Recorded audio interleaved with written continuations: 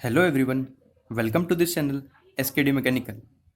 आज के इस लेसन में हम एक न्यूमेरिकल देखने जा रहे हैं जो कि मेरा बेस होगा पूरा refrigeration and air conditioning subject के ऊपर। और इस सब्जेक्ट में भी बेसिकली जो हमारा न्यूमेरिकल रहेगा वो जो बेसिक कॉन्सेप्ट्स होते हैं हमारे रेफ्रिजरेशन के, उसके ऊपर हमारा बेस रहेगा। और ये एक बहुत अच्छा न्यूमेरिकल है, बहुत अच्छा क्वेश्चन है। मुझे तो ये बहुत पसंद आया था जब मैंने इसे सॉल्व किया था, क्योंकि ये थोड़ा प्रैक्टिकल टाइप का न्यूमेरिकल है और थोड़ी प्रैक्टिकल फीलिंग हमें दिलवाता है कि अगर ये हमारा रेफ्रिजरेटर है, इतने घंटे दिन में ऑपरेट हो रहा है, इतने घंटे वो रात में ऑपरेट हो रहा है, और सीओपी हमें दे रखा है पूरे उस रेफ्रिजरेटर का, और 3 रुपये के हिसाब से पर किलोवाट आवर हमें पता करना है कि मंथली जो इलेक्ट्रिसिटी बिल रहेगा हमारे रेफ्रिजरेटर का वो कितना रहेगा। तो बिल्कुल प्रैक्टिकल बेस पर हमारा क्वेश्चन है और बहुत ही अच्छा क्वेश्चन है। मैं इसे एक बहुत अच्छा क्वेश्चन ट्रीट करता हूँ। तो आज हम ये देखेंगे कि इस पर्टिकुलर क्वेश्चन को हमें सॉल्व किस तरीके से करना है, और जो भी हमारे कॉन्सेप्ट्स हैं वो इस क्वेश्चन से काफ़ी हद तक इम्प्रूव होते हैं, क्योंकि जितने हम अच्छे क्वेश्चन सॉल्व करेंगे उतने ही हमारे कॉन्सेप्ट्स इम्प्रूव होते चले जाते हैं। तो आई होप आपको ये क्वेश्चन पसंद आएगा। तो चलिए इस लेसन को स्टार्ट करते हैं। तो सबसे पहले हम रीड करेंगे क्वेश्चन को कि हमें क्वेश्चन में दिया क्या है। तो हमें एक हाउस होल्ड रेफ्रिजरेटर दे रखा है ऑफ 1 टन रेफ्रिजरेशन कैपेसिटी, जो कि ऑपरेट हो रहा है half the time during 13 hours long days and 30% time during the nights. अगर सीओपी मुझे सिस्टम का 4.7 दे रखा है, देन एट ₹3 पर किलोवाट आवर मंथली, और मंथली में उसने ट्रीट किया है कि वो 30 डेज का मंथ है। इलेक्ट्रिसिटी जो बिल मेरा रहेगा रुपीज़ में फॉर द रेफ्रिजरेटर वो कितना रहेगा। तो सबसे पहला काम हमारा यही होगा कि जो भी हमें डेटा दे रखा है उसको हम नोट करें। तो हमें एक हाउस होल्ड रेफ्रिजरेटर दिया 1 टन रेफ्रिजरेशन कैपेसिटी का।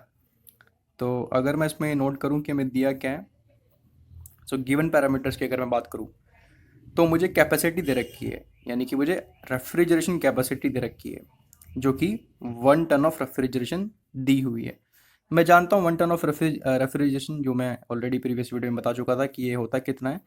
तो न्यूमेरिकली ये मेरा इक्वल होता है 3.5 किलोवाट के, जिसको मैं ऐसा भी लिख सकता हूँ कि 3.5 किलो जूल पर सेकेंड, क्योंकि किलोवाट का मतलब ही यही होता है कि किलो जूल पर सेकेंड, कि एक सेकेंड के अंदर अंदर कितना हीट वो मेरा रेफ्रिजरेटर रिमूव कर पा रहा है।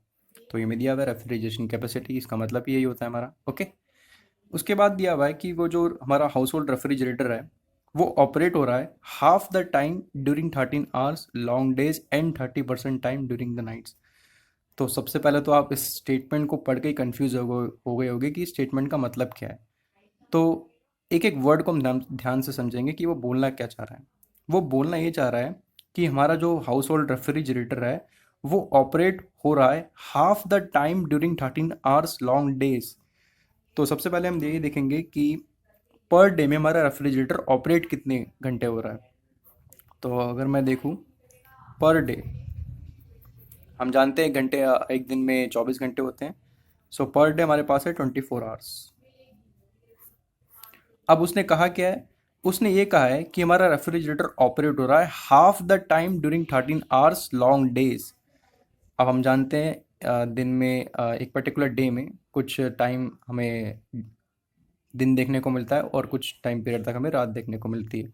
तो उस पर्टिकुलर क्वेश्चन के अकॉर्डिंग उसने बोला है 13 आवर्स लॉन्ग डेज, यानी 13 आवर्स तक तो वो डे है, और बाकी के जो रिमेनिंग 11 आवर्स है उस टाइम के लिए क्या है, वो नाइट ट्रीट कर रहा है। तो इस 24 आवर्स को दो कैटेगरी में बांटा हुआ है, एक 13 आवर्स लॉन्ग डेज, तो ये होंगे हमारे 13 आवर्स डेज, ठीक है, यानी कि डे पीरियड है। और बाकी के जो रिमेनिंग 11 आवर्स होंगे, इस रिमेनिंग 11 आवर्स को हमारे क्वेश्चन के अकॉर्डिंग नाइट ट्रीट कर रखा है, ठीक है। सो पर डे हम जानते हैं 24 आवर्स, इसमें से उसने 13 आवर्स डे कंसीडर करा है, बाकी के रिमेनिंग 11 आवर्स उसने नाइट कंसीडर करा है। अब इसने इसमें भी इसने ये बताया है कि हमारा जो रेफ्रिजरेटर है वो ऑपरेट हो रहा है half the time during 13 hours, यानी कि ये जो हमारा डे पीरियड है जो कि 13 आवर्स का है, इसका हाफ पीरियड, यानी कि 13 का हाफ अगर मैं करूं तो मुझे क्या देखने को मिलेगा, मुझे देखने को मिलेगा 6.5 आवर्स।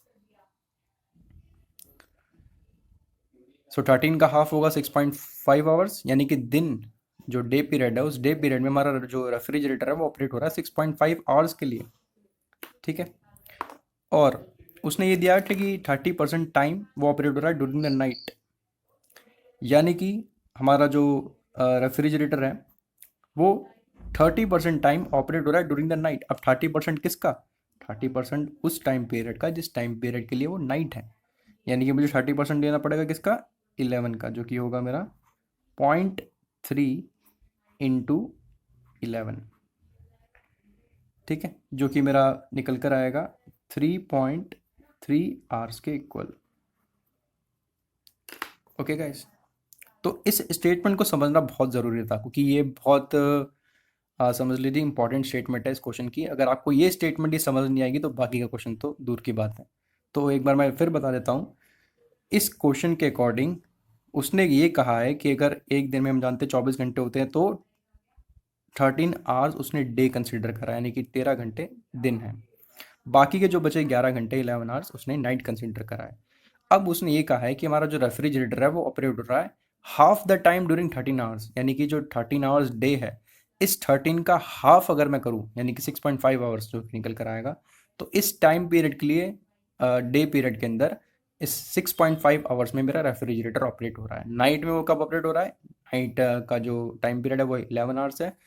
उसने बोला है कि 30% टाइम वो ऑपरेट हो रहा है ड्यूरिंग द नाइट्स, यानी कि इस 11 का ही मैं क्या निकाल दूंगा? 30% निकाल दूंगा, जो कि मैंने निकाला, तो यह है मेरा 3.3 आवर्स।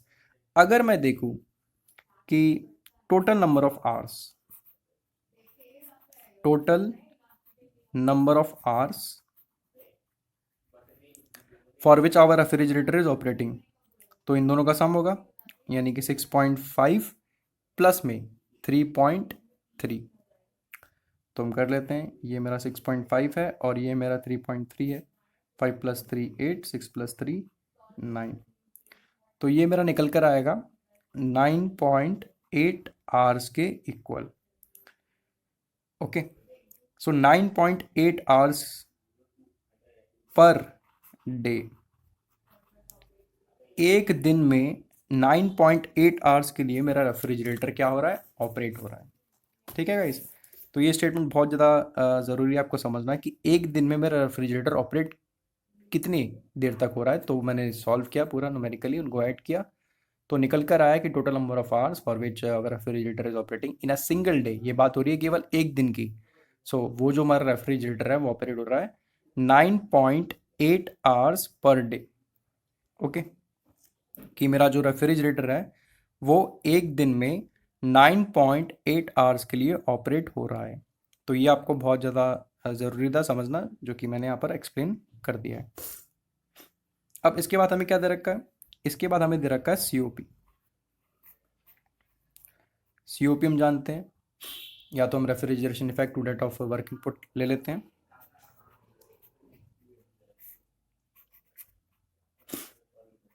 या फिर refrigeration capacity to that of power input. ये बेसिकली होता है किलो जूल पर किलोग्राम, मतलब 1 किलोग्राम के लिए कितनी हीट रिमूव की गई। ऐसे ये वर्क इनपुट भी उसी में रहेगा, सेम यूनिट में, क्योंकि सीओपी जो है वो डायमेंशनलेस क्वांटिटी है। ओके, तो सीओपी को हम refrigeration effect to that of work input लिख सकते हैं, या refrigeration capacity to that of power input भी इसको लिखा जा सकता है।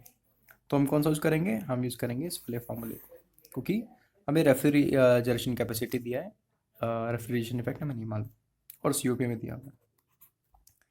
सीओपी में कितना दिया है? 4.7 दिया है सीओपी, तो उसको मैंने यहाँ पर यूज़ किया। बात करें रेफ्रिजरेशन कैपेसिटी की, ये में दिया हुआ है 3.5 किलोवाट के इक्वल। और अगर मैं बात करूँ पावर इनपुट की, तो यहाँ से जो पावर इनपुट मेरा निकल कर आएगा, ये मेरा कितना निकल कर आएगा? ये होगा मेरा 3.5 टू रेट ऑफ 4.7। और इसको जब हम न्यूमेरिकली सॉल्व करेंगे तो जो हमारा पावर इनपुट निकल कर आएगा, तो देख लेते हैं एक बार सॉल्व करके। ये आएगा मेरा 3.5 टू रेट ऑफ 4.7, तो ये समथिंग हम ले लेते हैं कि ये आ रहा है 0.744, और उसकी यूनिट क्या होगी? किलोवाट होगी, क्योंकि जो मैंने रेफ्रिजरेशन कैपेसिटी इसमें पुट की है वो मैंने किलोवाट में पुट की है, इसीलिए जो मेरा पावर इनपुट निकल कर आएगा ये मेरा निकल कर आएगा 0.744 किलोवाट के। ठीक है, तो यहाँ से मुझे क्या पता चल गया कि पावर इनपुट कितना हो रहा है, 0.744 किलोवाट के इक्वल। मैं ऑलरेडी बता चुका हूँ, और ये हम जानते भी हैं कि किलोवाट को हम ऐसे भी लिख सकते हैं, किलो जूल पर सेकेंड, कि एक सेकेंड के अंदर अंदर कितनी मुझे एनर्जी या पावर मुझे इनपुट करनी पड़ रही है। यही बेसिकली पावर का मीनिंग होता है, और यही बेसिकली मेरा किलोवाट का मतलब होता है। तो यहाँ पर मैं लिख सकता हूँ पावर इनपुट को 0.744 किलोवाट की जगह मैं लिख सकता हूँ किलो जूल पर सेकेंड, यानी कि एक सेकेंड के अंदर अंदर कितनी पावर मुझे इनपुट करनी पड़ रही है, यही तो मेरा पावर है, जो कि मेरा निकल कर आया 0.744 किलो जूल पर सेकेंड के इक्वल। ठीक है, अब हम इस चीज़ पर फोकस करते हैं। ये अभी हमने कैलकुलेट किया था, ये हमारा क्या था, टोटल नंबर ऑफ आवर्स जिस पर्टिकुलर आवर्स के लिए या जिस पर्टिकुलर टाइम पीरियड के लिए हमारा जो रेफ्रिजरेटर है वो ऑपरेट हो रहा है पर डे, यानी कि एक दिन में कितने घंटे हमारा रेफ्रिजरेटर ऑपरेट हो रहा है। कितने घंटे ऑपरेट हो रहा है वो, 9.8 आवर्स, यानी कि एक दिन के अंदर अंदर मेरा जो रेफ्रिजरेटर है वो ऑपरेट हो रहा है 9.8 आवर्स के लिए। तो अगर मैं ये निकालना चाहूँ कि पर डे एक दिन के अंदर अंदर मुझे कितनी एनर्जी इनपुट करनी पड़ रही है, ठीक है, अगर मैं ये निकालना चाहूँ कि पर डे जो मुझे वर्क इनपुट करना पड़ रहा है वो कितना इनपुट करना पड़ रहा है। मुझे ये पता है कि एक सेकंड में मुझे 0.744 किलो जूल वर्क इनपुट करना ही पड़ेगा, यही तो पावर का मतलब है। पर अगर मैं ये निकालना चाहूँ कि पर डे मुझे कितना वर्क इनपुट करना पड़ रहा है, तो मुझे पहले ये पता तो हो कि एक दिन में कितने घंटे मेरा रेफ्रिजरेटर ऑपरेट हो रहा है। क्या मुझे नहीं पता, बिल्कुल पता है, 9.8 आवर्स। एक दिन में मेरा रेफ्रिजरेटर 9.8 आवर्स के लिए ऑपरेट हो रहा है। तो जो पर डे मेरा वर्क इनपुट होगा वो होगा मेरा 0.744, जो कि किलो जूल पर सेकेंड में है, इनटू में ये जो सेकेंड टाइम पीरियड था। अब इसी को हम किससे मल्टीप्लाई कर रहे हैं, इस टाइम पीरियड से मल्टीप्लाई कर रहे हैं, पर ये किस में, आवर्स में है, तो उसको हम करेंगे मिनट में कन्वर्ट, और फिर हम उसको करेंगे सेकंड्स में कन्वर्ट। तो ये जब हम सॉल्व करेंगे तो हमें निकल कर आएगा कि जो पर डे मेरा वर्क इनपुट है, मतलब एक दिन के अंदर मुझे जो वर्क इनपुट करना पड़ रहा है मेरा रेफ्रिजरेटर के अंदर, तो वो कितना होगा। तो हम देख लेते हैं, ये होगा 0.744 इंटू में हमारा 9.8 इंटू में 60 इंटू में 60, तो ये मेरा आएगा पर डे वर्क इनपुट, जो कि आ रहा है 262448.32 के इक्वल। ओके, तो ये मेरा निकल कर आएगा किलो जूल के अंदर 262448.32। तो यहाँ से मुझे पता चल गया कि एक दिन के अंदर जो वर्क मुझे इनपुट करना पड़ रहा है वो 262448.32 किलो जूल का है। ठीक है, तो इसमें क्या करेंगे, थोड़ी मॉडिफिकेशन करेंगे। मॉडिफिकेशन हम इसमें क्या कर रहे हैं कि इसको हम क्या कर रहे हैं, सेकंड से डिवाइड कर देते हैं और सेकंड से मल्टीप्लाई कर देते हैं। देखिए गाइस, ये ऐसा मॉडिफिकेशन मुझे करना क्यों पड़ रहा है, उसका कारण यही है क्योंकि जो यूनिट होती है वो पर किलोवाट आवर होती है। जो भी मंथली बिल्स वगैरह में देखने को मिलते हैं रेफ्रिजरेटर के या फिर एयर कंडीशनर्स के, ठीक है, या अलग अलग डिवाइसेस की जो भी हम ऑपरेट करते हैं एक सिंपल हाउस के अंदर, तो जो यूनिट होती है वो जनरली किलोवाट आवर रहती है। तो उसको ही कन्वर्ट करने के लिए हम ये मॉडिफिकेशन कर रहे हैं कि सेकंड से मैंने डिवाइड किया, सेकंड से मैंने कर दिया मल्टीप्लाई। अब मैं ये जानता हूँ कि जो 1 आवर होता है वो होता है मेरा 3600 सेकेंड्स के इक्वल। तो यहाँ से मैं 1 सेकेंड की वैल्यू लिख सकता हूँ, कितनी होगी 1 सेकेंड की वैल्यू, 1/3600 आर के इक्वल। तो यहाँ से मुझे 1 सेकेंड की वैल्यू पता चल गई। ओके, तो अब हम क्या करते हैं, ये जो मेरा पर डे वर्क इनपुट था कितना था 26,248.32 किलो जूल पर सेकेंड। तो ये मेरा हो जाएगा किलोवाट सेकेंड। सेकेंड को अगर मैं आर में कन्वर्ट करना चाहूँ तो क्या होगा, ये 1/3600 आर के equal. Okay guys, I hope आपको समझ में आ रहा होगा। तो अब मैं इसको सॉल्व कर लेता हूँ। 26,248.32 डिवाइडेड बाई 3600। तो उसको जब हमने सॉल्व किया तो ये मेरा निकल कर आ रहा है 7.2912 के इक्वल। ओके, तो ये आया मेरा 7.2912 और इसकी यूनिट क्या होगी, किलोवाट आर। तो ये मैंने लिख लिया किलोवाट आर के इक्वल, जो कि यूनिट जो होती है बिल्स वगैरह को मेजर करने की, वो ये मेरी होती हैं कि कितने रुपए की यूनिट है। ठीक है, पर ₹3 इसमें बोला हुआ पर किलोवाट आर के लिए आपको पे करना पड़ेगा। तो ये मेरा निकल कर आया 7.2912 किलोवाट आर। ये एक्चुअली में क्या है, ये एक्चुअली में मेरा पर डे का कंजम्पशन है। तो उसको मैं आपको लिख भी देता हूँ। ये जो मैंने कैलकुलेट किया है 7.2912, इसका मतलब क्या है, इसका मतलब ये है कि ये मेरा एक्चुअली में पर डे का कंजम्पशन है, कि एक्चुअली में मेरी कितनी यूनिट्स कंज्यूम हो रही है। तो इतनी यूनिट्स मेरी कंज्यूम हो रही होगी 7.2912 किलोवाट आवर। ठीक है, क्योंकि सारी कैलकुलेशन मैं पर डे कर रहा हूँ, तो ये जो मेरा कंजम्पशन निकल कर आएगा ये भी मेरा पर डे के लिए निकल कर आएगा, जो कि मेरा निकल कर आया है 7.2912 किलोवाट आवर के इक्वल। ओके, तो हम कैलकुलेट कर चुके हैं हमारी पर डे की कंजम्पशन। मैं एक बार फिर लिख देता हूँ, पर डे कंजम्पशन कि एक दिन में कितनी यूनिट्स हमारी कंज्यूम हो रही हैं। तो वो हमने इस रेफ्रिजरेटर के लिए कैलकुलेट कर लिए, यानी कि पर डे की कंजम्पशन जो हमारी निकल कर आई है, ये हमारे निकल कर आ रही है 7.2912 किलोवाट आवर के इक्वल। पर हमें पूछा क्या गया है, हमें पूछा गया है कि मंथली जो इलेक्ट्रिसिटी का बिल रहेगा इस रेफ्रिजरेटर के लिए वो कितना रहेगा।